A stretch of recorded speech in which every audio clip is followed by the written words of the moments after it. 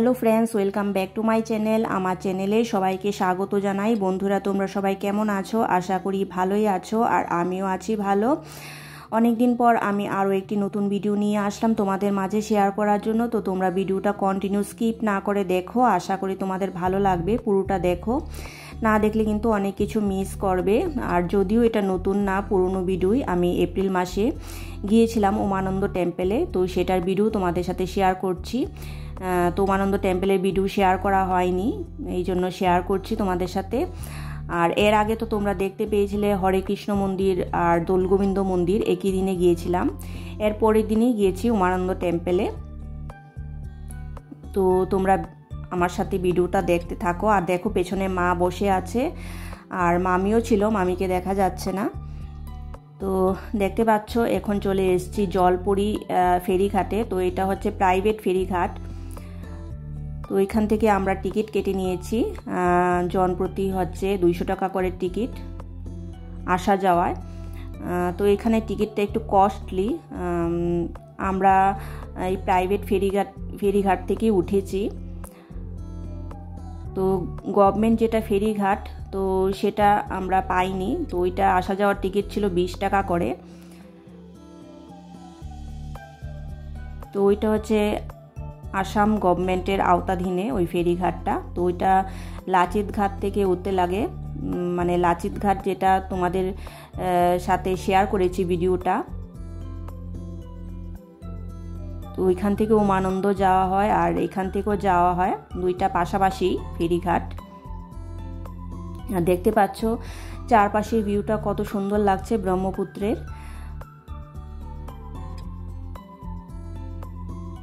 চারপাশে লঞ্চ দেখতে পাচ্ছ। তো সব উমানন্দ যাবে।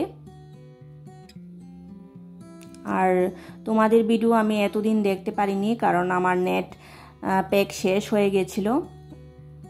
এখন রিচার্জ করেছি, সবার ভিডিও আমি এখন ওয়াচ করব। তোমরা চিন্তা করো না, সবার ভিডিও ওয়াচ করে দেব। আর ব্রহ্মপুত্র ভিউটা তো তোমরা দেখেছো, কত সুন্দর লাগছে, দেখতে পাচ্ছ। উমানন্দ যাওয়ার সময় হচ্ছে শীতের সিজনে আর গরমের সিজনে, কিন্তু বর্ষাকালে যাওয়া হয় না। বর্ষাকালে ব্রহ্মপুত্রের জল একদম ভরে থাকে, মানে জল একদম বেশি থাকে, এই জন্য যাওয়া হয় না ওই টাইমে। দেখো, আমাদের ফেরিতে আমরা উঠে গেছি। এই যে জলপুরি ফেরিতে উঠে গেছি আমরা।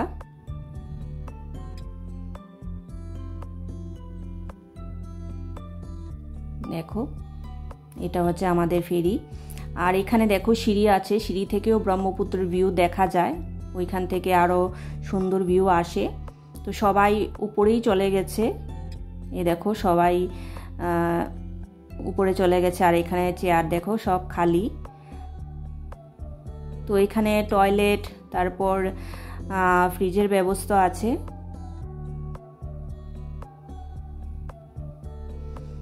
দেখো কত সুন্দর ভিউ। তো এখন আমরা রয়েছি ব্রহ্মপুত্র নদে। দেখো ভিউটা কত সুন্দর লাগছে, খুব সুন্দর। এই ব্রহ্মপুত্র নদে এসে প্রকৃতিকে কি অপরূপ সৌন্দর্য দিয়েছে দেখো। একদিকে নদ, পাহাড়, আর আরেকদিকে হচ্ছে নীল আকাশ, পাহাড়ের ওই পারে মিশে গেছে, কত সুন্দর লাগছে দেখে। আর মাঝে মাঝে রয়েছে ঘন জঙ্গল, দারুণ। আর এখানে দেখো স্টিমার যাচ্ছে, কত সুন্দর লাগছে দেখতে, খুব সুন্দর লাগছে।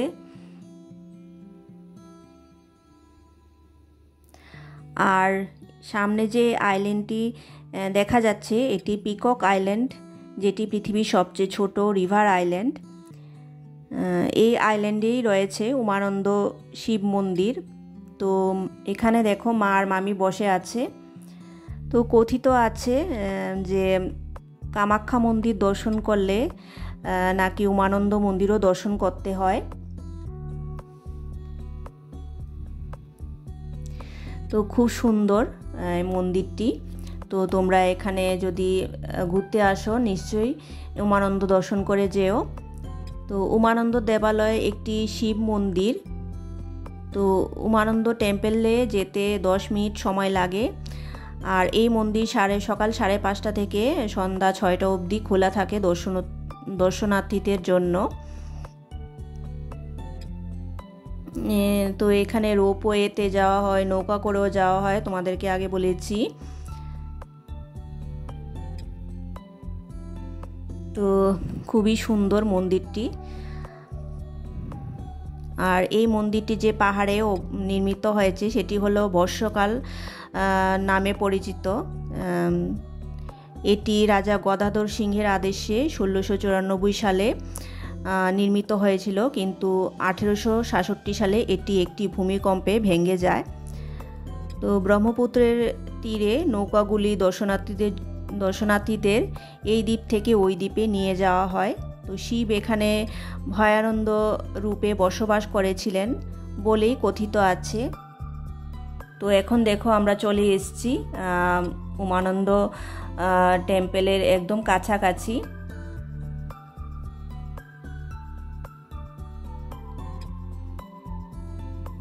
তো ব্রহ্মপুত্রের তীরে এই মানে মাঝখানে এই মন্দিরটি। তো দেখো চলে এসেছি। তো কালিকা পুরাণ অনুসারে সৃষ্টির শুরুতেই এই স্থানে ভস্য ছিটিয়েছিলেন এবং পার্বতীকে জ্ঞান প্রদান করেছিলেন। কথিত আছে যে শিব যখনই এই পাহাড়ে ধ্যানমগ্ন ছিলেন, কামদেব তার যোগে বাধা দেন। তাই শিবের ক্রোধে আগুনে পড়ে ছাই হয়ে যান এবং তাই এই পাহাড়টির নাম হয় ভস্যকাল পাহাড়। আর দেখতে পাচ্ছ এই যে অনেক বড় পাথরের উপর এই মন্দিরটি নির্মিত হয়েছে। তো প্রকৃতি এখানে শান্ত এবং স্নিগ্ধতা বয়ে চলছে, খুব সুন্দর চারপাশটা। আর দেখো চারপাশে তো দোকানপাট রয়েছে, বিভিন্ন রকমের এখানে জিনিস দেখতে পাচ্ছ।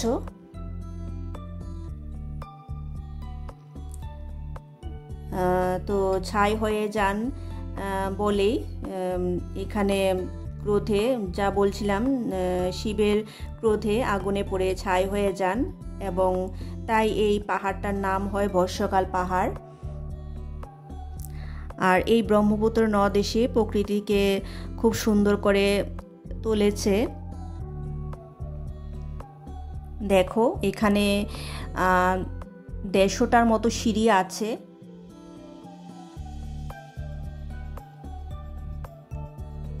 তো খুব কষ্ট হয়েছিল উঠতে।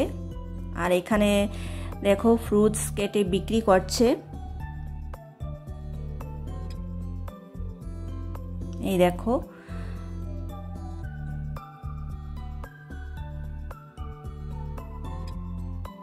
এখানে ডাবও আছে। এখানে 150টা সিঁড়ি তোমাদেরকে বলেছি। তো মা তো খুব কষ্ট হয়েছিল উঠতে। আর এটা হচ্ছে উমানন্দর প্রথম গেটটা।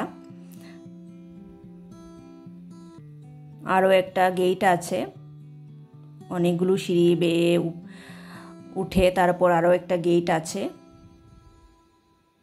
আর দেখো ভিউটা কত সুন্দর। এখানেও ফল কেটে বিক্রি করছে।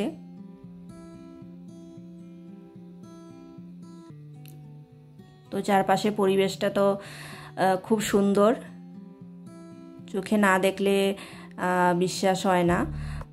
দেখো এখানে ফেরিগুলো দাঁড়িয়ে আছে। তো এবার আমরা উমানন্দ টেম্পলের উপরে যাচ্ছি। তো বন্ধুরা, আমি নেক্সট পার্টে তোমাদের দেখাবো, ঠাকুর দর্শন করাবো তোমাদের। তো তোমরা আমার চ্যানেলটাকে সাবস্ক্রাইব করে দিও নতুন বন্ধুরা, আর পুরনো বন্ধুরা পাশে থেকো। আজকের মতো এখানেই শেষ করছি।